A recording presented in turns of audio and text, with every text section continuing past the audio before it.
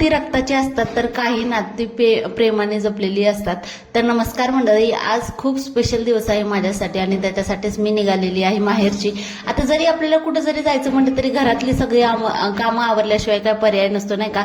सकाळी नाश्ता केला, कपडे वगैरे भांडे हे सगळं कामं आवरून घेतली आणि त्याच्यानंतर मग निघालो आम्ही माहेरी जाण्यासाठी. आता दुपारचा वेळ होता, 12-12:30 वाजले होते आणि बरंच ऊन झालं होतं, त्याच्यामुळे आम्ही बसनेच गेलो होतो बरं का. तर या वर्षीचं जे धोंडे जेवण आहे ना, मला वाटलंच नव्हतं की एवढं स्पेशल होईल, पण खूप जास्त छान झालं बरं का. आता ही जी साडी आहे ना, मी वहिनीची साडी घालून तयार झाली, कारण बरेच व्हिडिओ फोटो सुद्धा मला काढायचे होते आणि ही साडी सुद्धा मला आवडली होती, त्याच्यामुळे मी त्यांची साडी वगैरे घातली आणि इथं त्यांचं सगळं डेकोरेशन वगैरे चाललं होतं. वहिनी एकदम मनापासून हे सगळं डेकोरेशन वगैरे करत होते ना, मला इतकं छान वाटत ना खूप जास्त बरं का.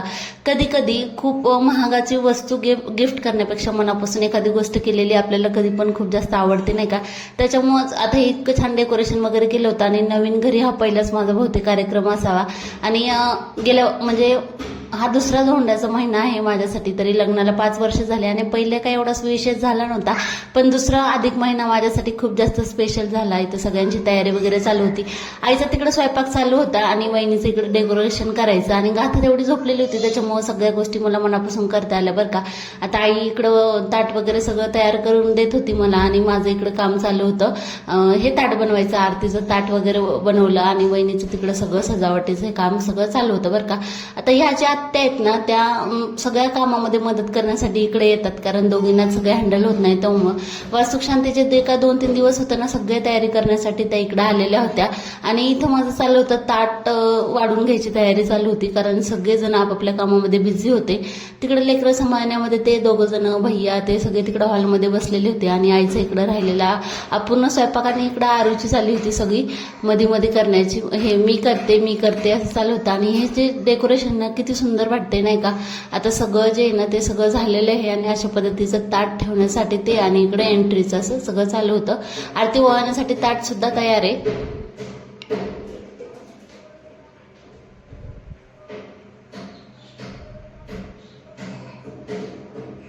आता ह्या ज्या गोष्टी असतात ना त्या आपल्याला नेहमी लक्षात राहतात बरं का. इथं एकदम गच्च असं ताट भरलेलं सगळं हे केलेलं आणि आता डायरेक्ट एंट्री करायची होती.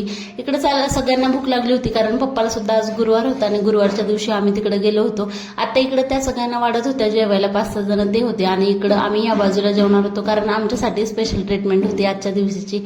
तर लेक जावयाचा कौतुक सोहळा आज केला जातो अधिक महिन्यामध्ये. प्रत्येक जण आपल्या लेकीला जावयांना सुद्धा बोलवतात जेवण करण्यासाठी, आपल्या घरी त्यांचा मान सन्मान केला जातो.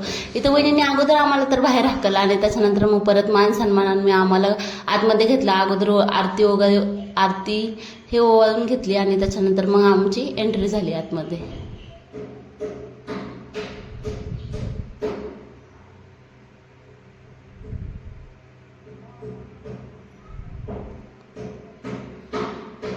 असं काही सगळं सुंदर डेकोरेशन झालं होतं बरं का. आरू काही बाजूला व्हायचं हे चाललं नव्हतं तिचं, कारण तिला सगळी मध्ये लुडबुड करायची होती आणि मधलं जे स्पेशल ताट होतं ना ते मामीने आपल्या भाचीसाठी तयार केलेलं ताट होतं बरं का.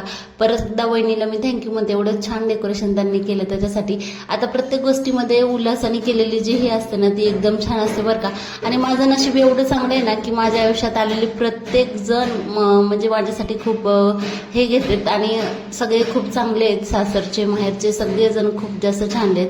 आता हे पुरणपोळीचं ताट आहे ना, ते बघितल्यावरच असं होतं की पोट भरल्यासारखं नाही का, एवढं सुंदर दिसतं पुरणपोळीचं ताट. आणि आईच्या हातची कढी तर एकदम छान झाली होती. जेवण करून सुद्धा एकदम मन असं भरल्यासारखं झालं. जावयाला सुद्धा खूप जास्त चांगलं वाटत होतं, कारण त्यांचा हा जो कौतुक सोहळा आहे ना तो एवढ्या चांगल्या पद्धतीने पार पडला. त्याच्यामुळे इथं आता मान सन्मान गोष्टी करायच्या चालू होत्या, म्हणजेच आहेर चढवायचा. भैयानी त्यांना आहेर वगैरे चढवून घेतला.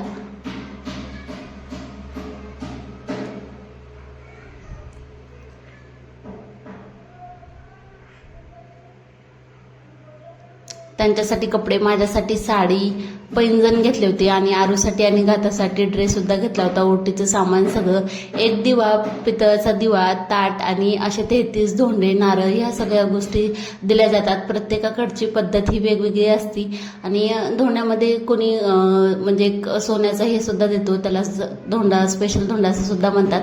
शिवची सुद्धा मध्ये मध्ये चाललं होतं. आता या वहिनी माझी ओटी इकडे भरत होत्या आणि शिवला सुद्धा वहिनीकडे जायचं होतं. असा झाला आमचा धोंडे जेवणाचा कार्यक्रम. तर एकदम छान वाटलं हे सगळं बघून. ह्याचे फोटो सुद्धा किंवा मागच्या मिनी ब्लॉग मध्ये मी तुम्हाला आजच्या दिवसभरामध्ये काय काय केले ते सुद्धा सगळ्या गोष्टी सांगितलेल्या आहेत. आणि अधिक महिन्यामध्ये आईची सुद्धा ओटी भरली जाते साडी आणि जोडवे घेऊन. तर मी तिच्यासाठी सुद्धा साडी घेतली होती. तिची साडी आहे ना, तिची सुद्धा ओटी भरायला घेतली. आमचं झाल्याच्या नंतर हे सगळं आवरून आम्हाला लगेच देहूला सुद्धा जायचं होतं. त्याच्यामुळे सगळीची ना ही गडबड चालली होती आणि त्याच्यामध्ये बऱ्याच गोष्टी सुद्धा राहून गेल्या जे मी विचार केल्या होत्या त्या. तर तिची ओटी भरायची चालू होती.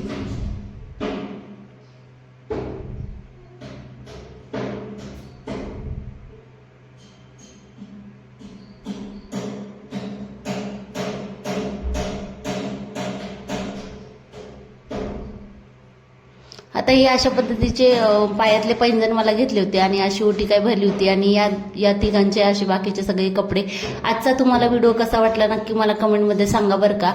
तुम्हाला जर आजचा व्हिडिओ आवडला असेल तर नक्की लाईक, शेअर आणि सबस्क्राईब करा. भेटू आपण पुढच्या एका छान व्हिडिओ सोबत. नक्कीच चॅनलला सबस्क्राईब करा. धन्यवाद.